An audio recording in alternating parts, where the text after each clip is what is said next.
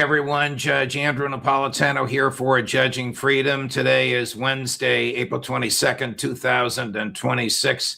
Our friend, Professor Mohammad Marandi, joins us from his home in Tehran, Iran. Professor Marandi, a pleasure. You look well. You look safe. Thank you very much for joining us, my dear friend. Thank you very much for inviting me, Judge. It's always a great pleasure. Sure. What is life like in Tehran during the ceasefire? Is there did a semblance of normalcy return?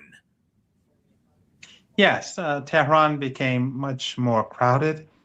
And if you go to shops, restaurants, it looks normal. I'm not sure if it is normal because I don't know if as many people are buying goods as before. I would assume not. But I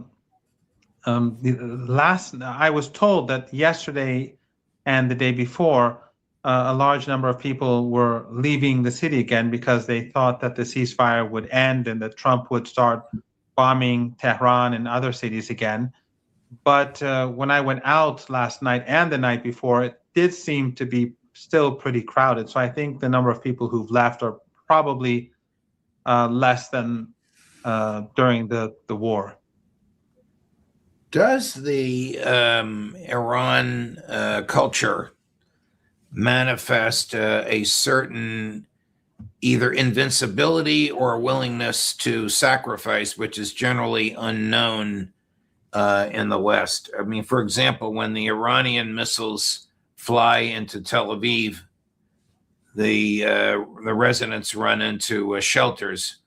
When the U.S. bombs Tehran, the residents come out and wave flags. Yes, there is a certain, not sense of invincibility, but a sense of resilience and resistance that it comes with the culture, the religious culture, Shia Islam in particular. The grandson of the Prophet, he stood up for the oppressed and stood up against the despot of his time. And Imam Hussein and his sister, the story of them and the companions of Imam Hussein is something that is very important to Iranians. And it has a huge impact on Iranian society, the sense of justice, the sense of standing up against the oppressor, social justice as well. These are strong elements that exist in Iranian society. So you will see that in huge gatherings in Tehran at night during the war, which would happen every night, and in other cities, they would fire missiles and there would be explosions, but people would not scream, people would not stampede, they would not run away. They'd stand their ground and continue chanting. It's quite extraordinary, and being among them is quite a feeling. Chris, can you run what we have from Reuters? This is from Reuters, and last night in Tehran, I think you probably know where this is this kind of emotional joy and display of offensive weaponry typical to see on a Tehran street today? Yes, it is in the Tehran.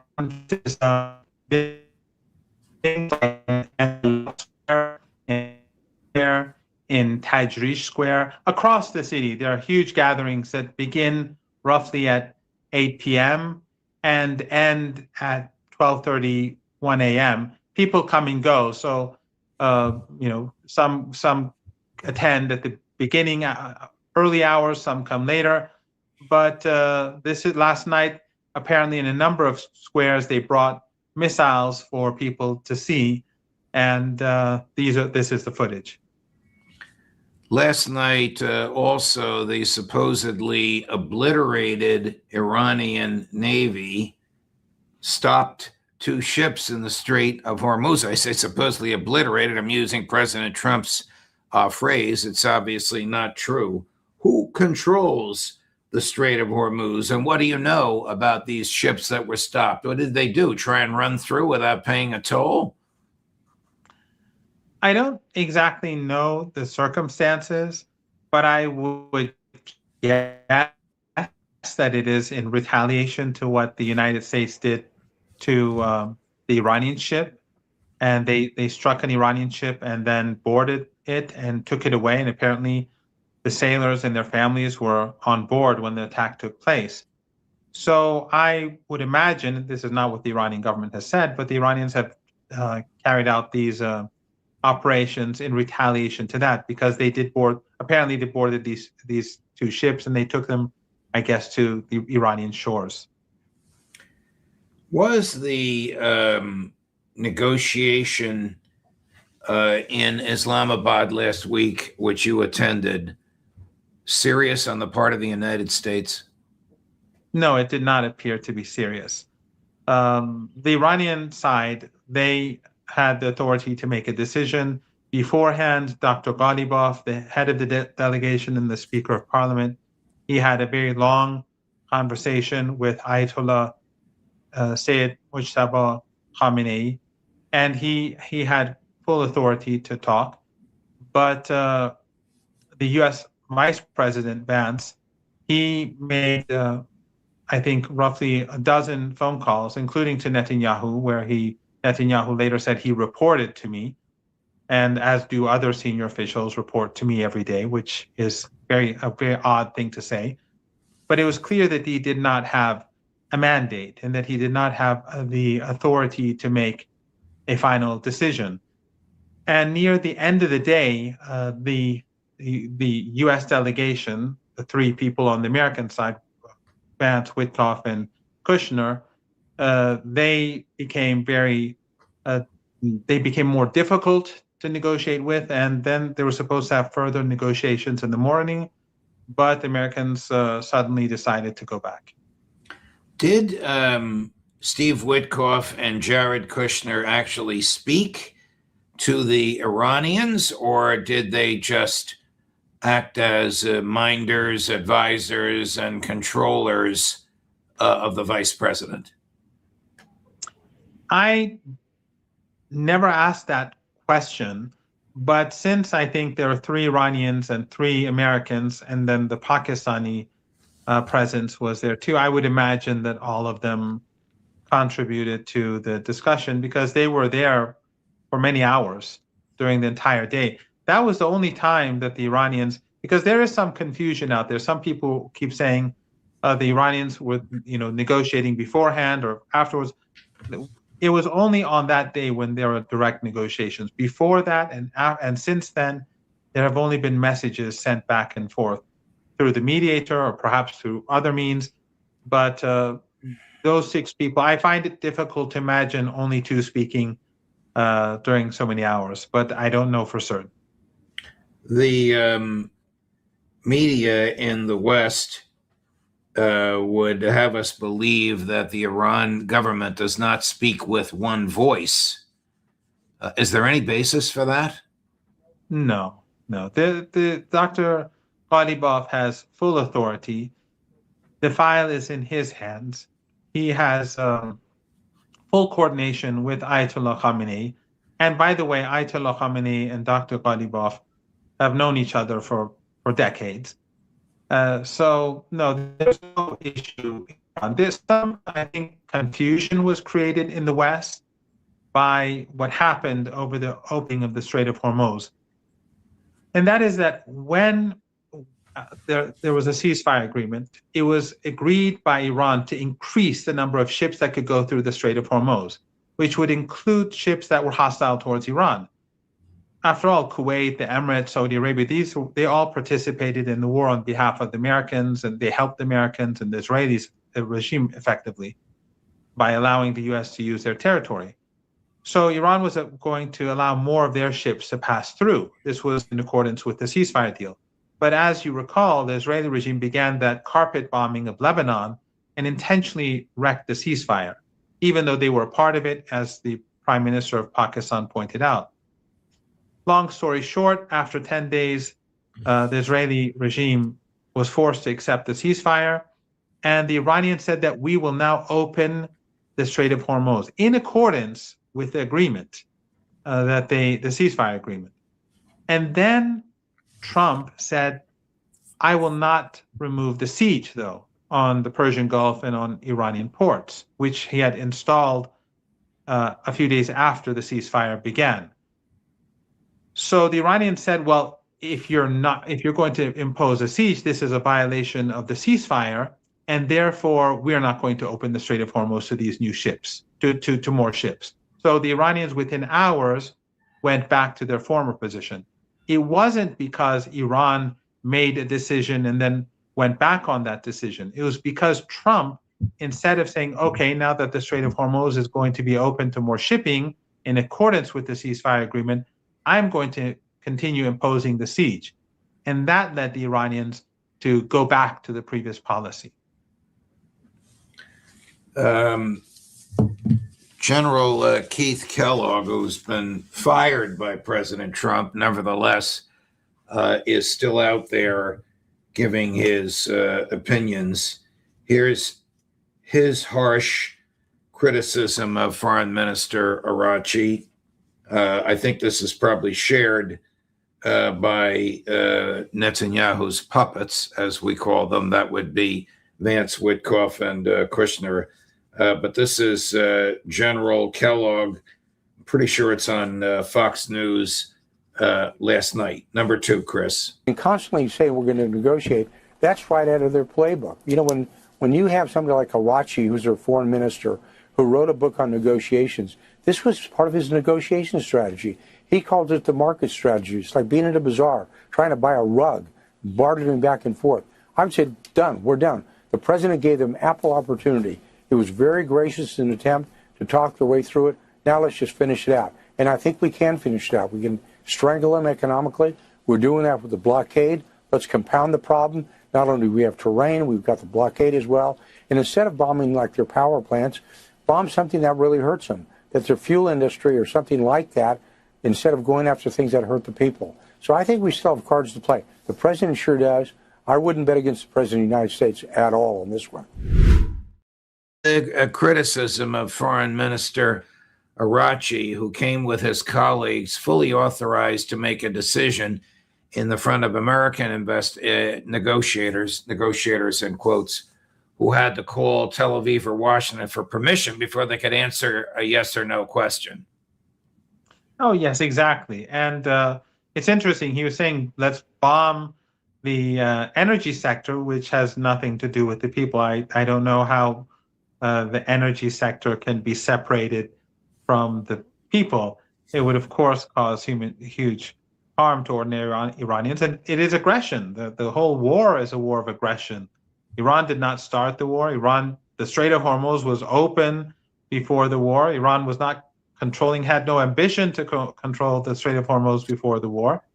And now the Strait of Hormuz could be opened. If right now Trump was to say that he will end the siege on Iranian ports, the Iranians will open the Strait of Hormuz. But I think what the mistake that he is making in the comments is that he says that the siege will work against Iran. Well, the siege works both ways. The global crisis, the energy crisis, is literally growing by the minute. Shortage of oil, LNG, fertilizers, helium, petrochemicals. This is not, it's getting worse by the minute. So by shutting down the Strait of Hormuz, they may cause harm to Iranians, but they're causing harm to the entire world. And the world is going to blame the United States, the Israeli regime, and Trump for this harm that's being created. And what we're seeing right now, Judge, is just the tip of the iceberg. The high rising prices of food and fuel are just the beginning. Professor Marandi, what happens if the Americans stop a ship with 2 million barrels of oil in it destined for China? Well, the thing that the Americans don't, the people around Trump don't seem to realize is that the Persian Gulf right now is full of ships that are full of fuel, and a large number of them are super tankers. And Iran will confiscate those. Iran will retaliate because Saudi Arabia, the Emirates, Kuwait, Bahrain, Qatar, these are all American client regimes. They are all a part of this war against Iran. Without their cooperation, the United States could not have carried out this war. It would have been very difficult to strike Iran without using their territory and their airspace. So Iran will say that, well, you were a part of this war. They stole our tanker. We take your tanker or your tankers instead. This is not a solution. It is only going to delay any hope for the opening of the Strait of Hormuz so that the global economy can be rescued. Even if the Strait of Hormuz is open today, the situation is going to get a lot worse before it gradually stabilizes. But the way things are going now, I think that it's gradually we're moving towards an economic depression. And if the United States does begin the war again, which is quite possible, here they're preparing for war, then I think it will be catastrophic, because if Trump carries out his threat to bomb critical infrastructure like electrical power plants, the Iranians are going to do the same to the Israeli regime and to these Arab family regimes in the Persian Gulf, because they are part of the war. And I tweeted yesterday that people in these countries should leave, because the ceasefire was about to end and we were waiting for war before Trump, for whatever reason, backed down. But I said that people should leave these 5 countries because it's going to get very warm in the Persian Gulf in the next few weeks. We're heading for summer. It will be very hot, very humid. If Iran's critical infrastructure is struck, their critical infrastructure will be struck. And then they will not be able to live there. Here's what you posted, I believe, yesterday. Everyone should immediately leave the UAE, Qatar, Bahrain, Saudi, and Kuwait. Sailors on all ships in the Persian Gulf must also prepare to evacuate their ships. This is especially urgent for ships near the Strait of Hormuz, which will be destroyed first. Time is running out. What did you mean when you said that? Well, when Trump said again that it's going to be a power plant, power plant day and bridge day or something like that, and that, again, he's going to destroy Iran, then that would mean that the Iranians are going to strike back. And that would mean that the Iranians will strike back at critical infrastructure in the Israeli regime, but also in these countries. But the difference is that if our power plants are struck, we will suffer, obviously.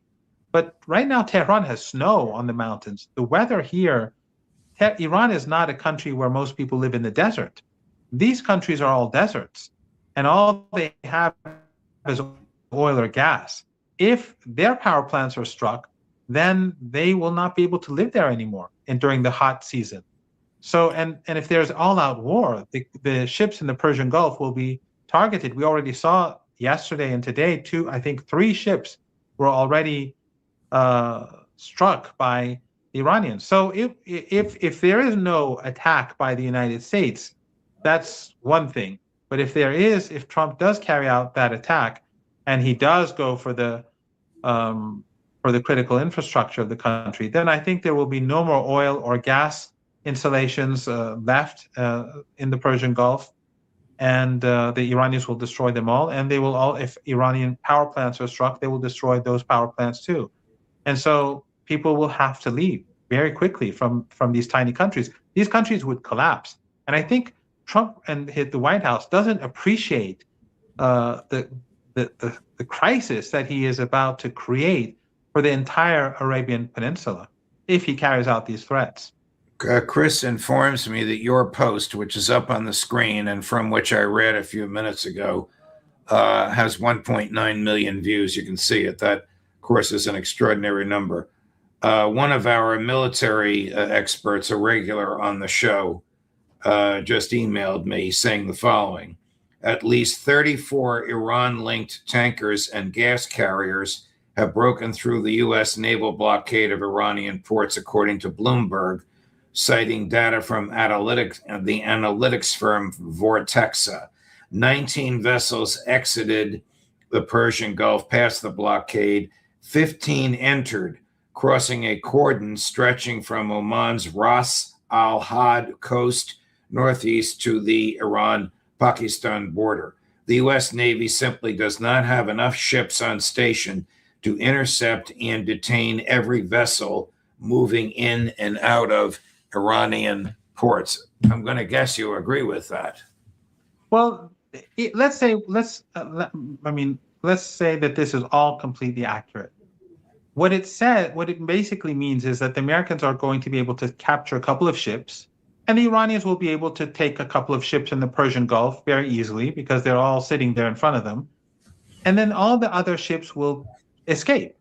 But no ships are going to escape the Persian Gulf without Iranian permission. So in this siege, which the Iranians have imposed a siege and the Americans have imposed a siege, the Americans lose. And the global economic situation is going to become more catastrophic. But Trump actually had an off-ramp.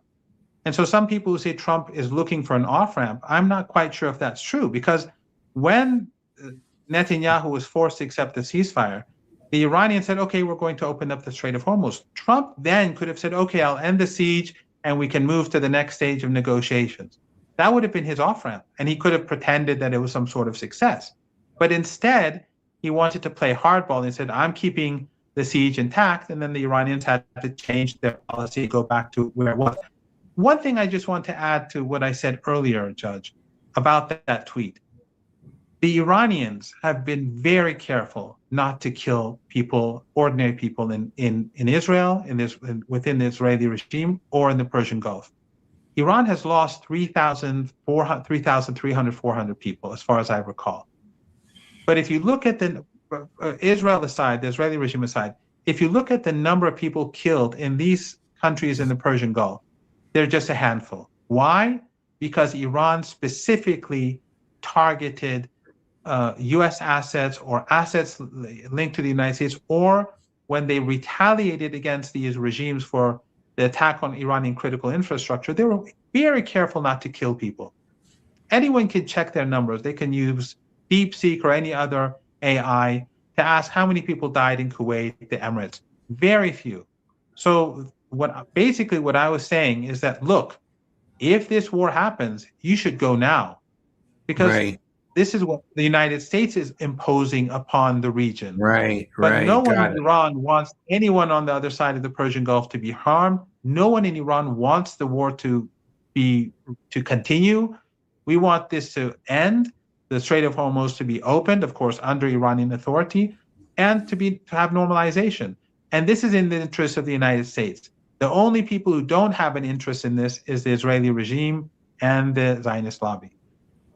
Here is some more nonsense from the president. Iran is collapsing financially. They want the Strait of Hormuz opened immediately, starving for cash, losing $500 million a day. Military and police complaining that they're not getting paid. SOS, 3 exclamation points, Donald J. Trump.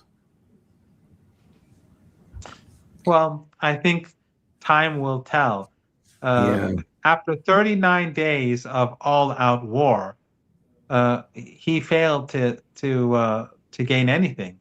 After killing thousands of people, he failed on the battlefield. And if he thinks that he's going to be able to win by shutting the Strait of Hormuz, which is going to destroy the global economy, I think he's badly mistaken, to say the least. Last question. The Iranian delegation, do they believe that Trump controls Netanyahu, or Netanyahu controls Trump? I don't know the answer to that question. I haven't really asked. I haven't asked the three men. I mean, I don't. Dr. Ghalibaf knows me, and he's very kind to me, but I've rarely spoken to him, and I haven't spoken to him about these issues at all. And I know Dr. Bagheri because I was with him during the nuclear negotiations, and I know Dr. Araqchi somewhat. I haven't asked these questions from these three people, but I think the general perception among people in Iran is that Netanyahu has more control over Trump than Trump has over Netanyahu.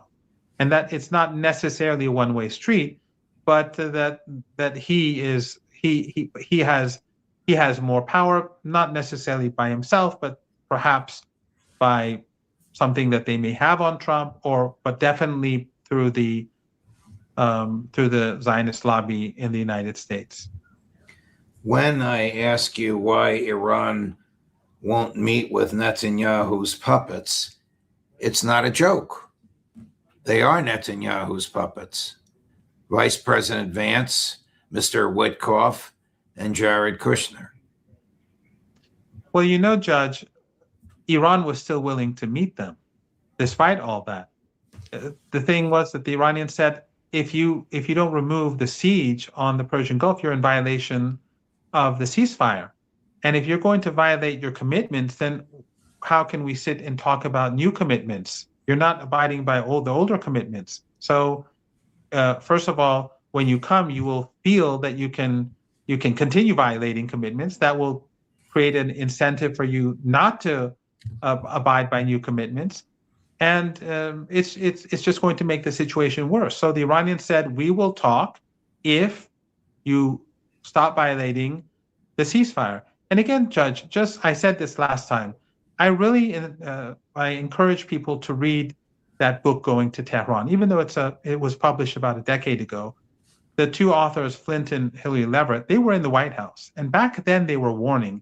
I mean, they spoke about a lot of the myths that exist in the United States about Iran, which is, I think it's a very good book. But they were warning the United States basically that if you don't move towards coming to terms with Iran, things are going to get dangerous. And ultimately, by listening to the Zionists and the Zionist lobby, this is where we are now. So they were years ahead of everyone else in seeing where things are going.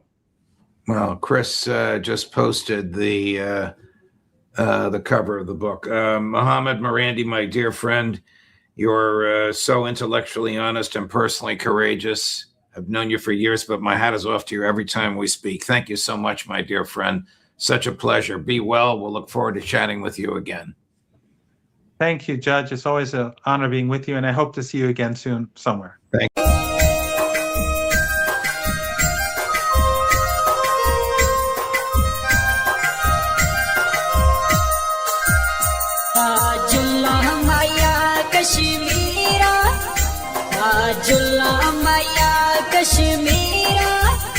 Kashmir में अखियां दी ठंड माया कर प्यार उड़ फेर न कंड माया कर प्यार उड़ फेर न कंड माया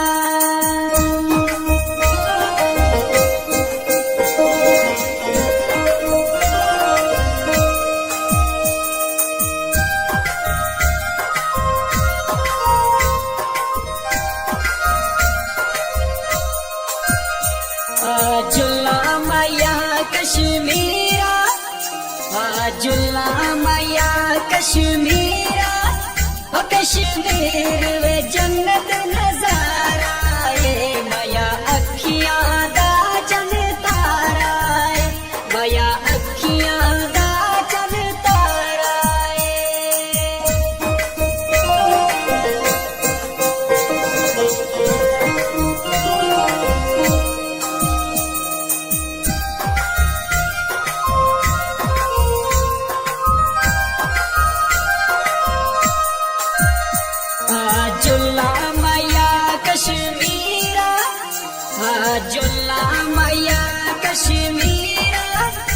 कश्मीर दे दरिया बहंदे ने सुन सजना एक ही कहंदे ने सुन सजना एक ही कहंदे ने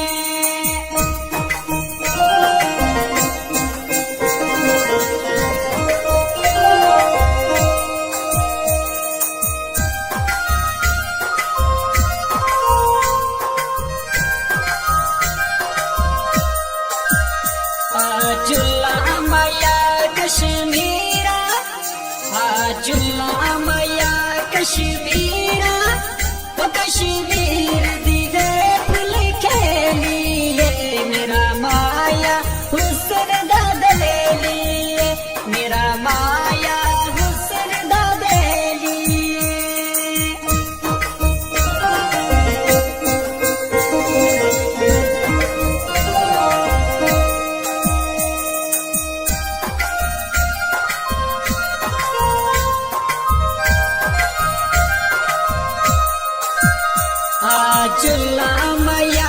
कश्मीरा जुल्ला माया कश्मीरा कश्मीर वे मेहंदी दा रंग माया सैर करा दे संग माया सैर करा दे संग माया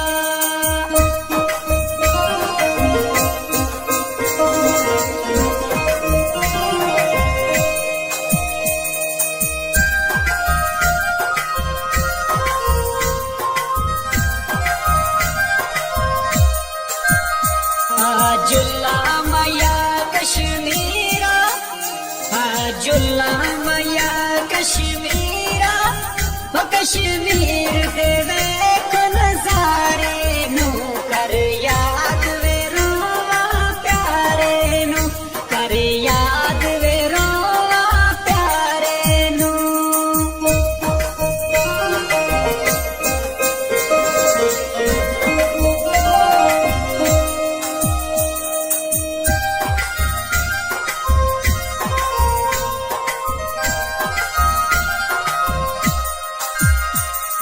जुल्ला माया कश्मीरा जुल्ला माया कश्मीरा कश्मीर वे वागत लार चना रफी दिल को करिए प्यार चना रफी दिल को करिए प्यार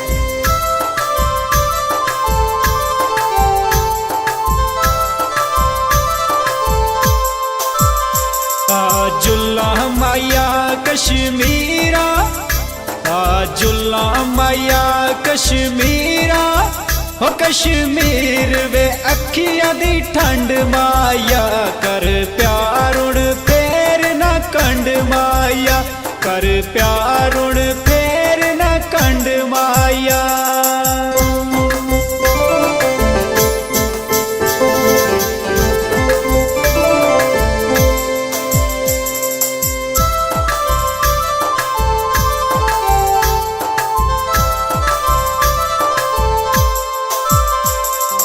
जुल्ला माया कश्मीरा जुल्ला माया कश्मीरा कश्मीर वे जन्नत नजारा माया अखियां दा चन तारा माया अखियां दा चन तारा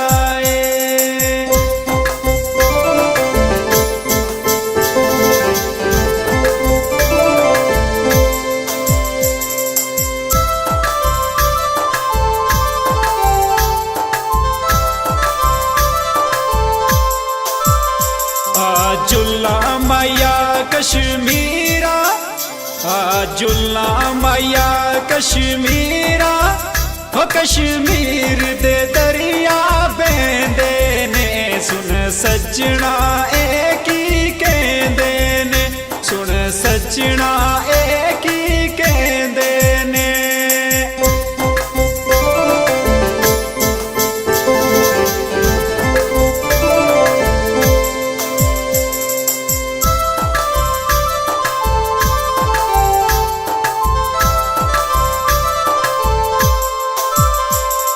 जुल्ला माया कश्मीरा जुल्ला माया कश्मीरा कश्मीर दीवे फुल खेलिए मेरा माया हुसन दा बेलिए मेरा माया हुसन दा बेलिए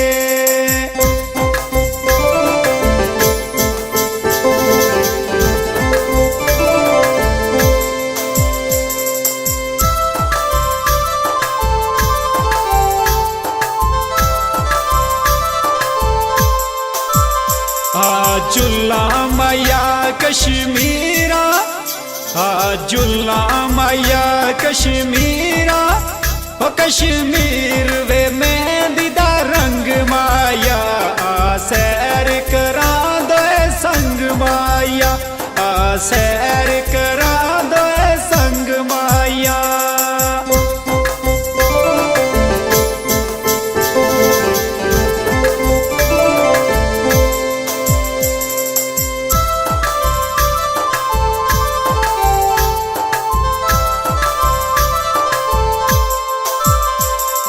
जुल्ला माया कश्मीरा जुल्ला माया कश्मीरा ओ कश्मीर देवे